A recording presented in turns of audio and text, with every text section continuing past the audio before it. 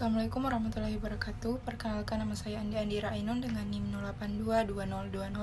08220200049 dari kelas C3 Dasar Ilmu Usaha Tani, Prodi Agroteknologi, Fakultas Pertanian, Universitas Muslim Indonesia.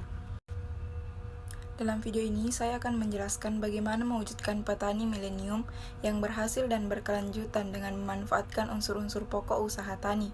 Di dalam pertanian, ada 4 unsur-unsur pokok usaha tani. Yang pertama, tanah atau lahan merupakan salah satu faktor produksi utama dalam usaha tani.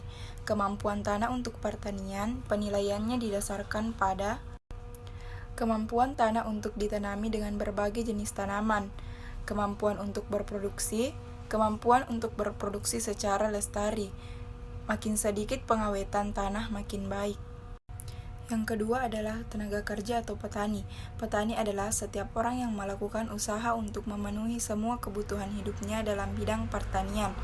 Petani mempunyai banyak fungsi dan kedudukan atas perannya. Yang pertama, petani sebagai pribadi. Yang kedua, petani sebagai kepala keluarga. Yang ketiga, petani sebagai guru.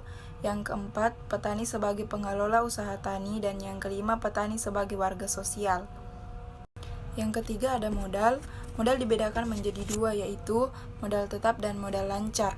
Modal tetap terkait dengan modal yang tidak bisa diubah dalam jangka pendek, seperti tanah, alat-alat pertanian, dan sebagainya. Yang keempat ada produksi manajemen. Pengelolaan usaha tani adalah kemampuan petani dalam merencanakan, mengorganisir, mengarahkan, mengkoordinasi, dan mengawasi faktor produksi yang dikuasai sehingga mampu memberikan produksi seperti yang diharapkan. Yang berhasil dan berkelanjutan, muncul dinamika yang mendorong gagasan untuk mengembangkan suatu sistem pertanian yang dapat bertahan hingga ke generasi berikutnya dan tidak merusak alam. Pembangunan pertanian berkelanjutan meningkatkan pendapatan dan kesejahteraan masyarakat tani secara luas melalui peningkatan produksi pertanian yang dilakukan secara seimbang dengan memperhatikan daya dukung ekosistem sehingga berkelanjutan produksi dapat terus di dalam jangka panjang dengan meminimalkan terjadinya kerusakan lingkungan. Contoh pertanian berkelanjutan adalah sistem pertanian organik. Pertanian organik adalah metode produksi tanaman yang berfokus pada perlindungan lingkungan.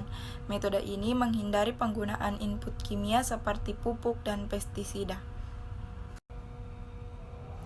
Hal ini merupakan salah satu cara yang dapat dilakukan oleh petani milenium dalam mewujudkan pertanian berkelanjutan.